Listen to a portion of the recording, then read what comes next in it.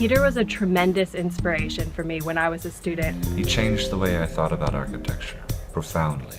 Our preconceived notions of architecture must be opened, upended, and expanded and questioned.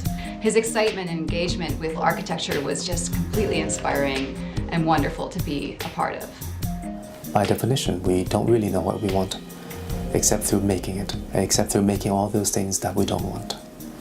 That's where it comes back to what I learned from Peter Eisenman. How to look and see critically as an architect. He radically altered my idea of the relationship between analysis and design.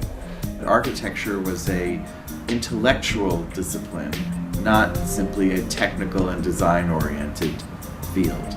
And he's critical and he tells the truth, but I think at the same time he's extremely supportive of his students' work and he's dedicated to the act of teaching. Peter really treated us as like adults.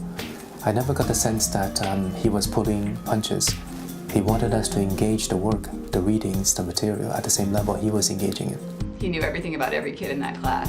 Caught right on that I was from a technical background and marched me right down to the dean's office to make sure that I was fully immersed. He always brings in ideas from outside of the culture, from outside of the project at hand.